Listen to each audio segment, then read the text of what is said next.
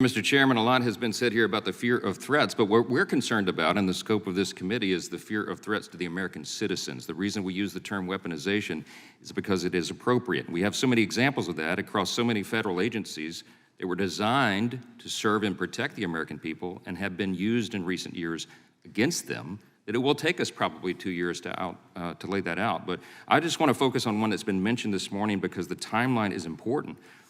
The school boards issue.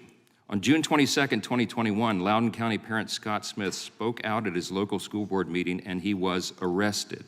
On September 29th, citing Mr. Smith's arrest as an example, the National School Boards Association sent a letter to the Biden administration requesting federal law enforcement involvement in local school board disputes. Now, here's what's really important. We learned later that the White House helped the NSBA draft that letter to itself. I think most of us actually sat through and watched the State of the Union. And guys, let me know in the comments if I'm wrong about this, but generally to me, the State of the Union address is to talk about an administration's successes and to talk about what they actually plan to do for their constituents, for us. Now, obviously, that would have been about a 5-minute speech if that was the speech that Joe Biden decided to give.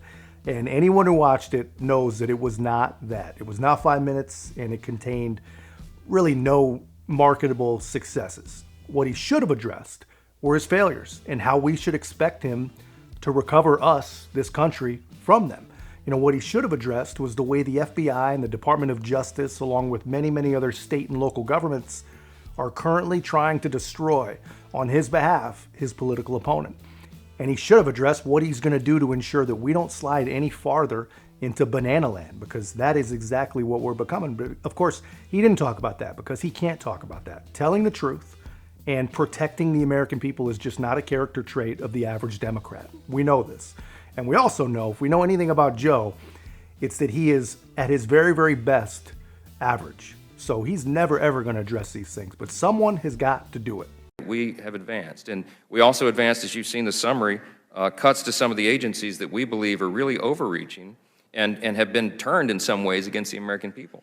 We're going to cut 3% from DOJ, 7% from the ATF, 6% from the FBI, and 10% from the EPA, and that's just a start. We have a lot more priorities and things that we need to advance, but the reality is, as we all recognize, is that we have to grow the House majority, take back the Senate for the Republican Party, and win the White House. And I'm here to tell you the reason we're optimistic is we believe those things are going to happen in November, and we can't wait. That day can't get here soon enough. I gotta say, man, I am more and more and more impressed with Speaker Mike Johnson every single day. And I think even Newt Gingrich would probably agree that this man has the opportunity and the talent to become the greatest Speaker of the House in at least the modern era. The guy, he understands. He understands his role. He understands his position. He understands the power. And I think more importantly, he understands the responsibility that he has on behalf of the American people. Not Republican people, not Democrat people, but the people, all Americans. He understands that Congress, this is what he really understands, he understands that Congress controls the money. You know, the power of the purse, you've heard it referred to for years and years and years and years, but you almost never see it used. And a lot of people don't even know that Congress does not need the Senate. Congress does not need the White House. They don't need anyone to approve of or join them. The Constitution gives the sole responsibility of our money to Congress and Congress only, which honestly, because it's based on the Constitution, probably explains why most professional politicians in our government have no real clue how it actually works.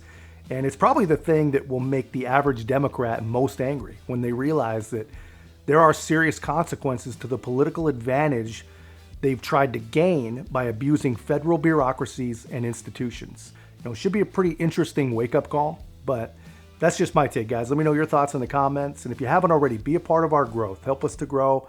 Make sure to like, comment, subscribe. Most importantly, share the channel. I'll see you in the next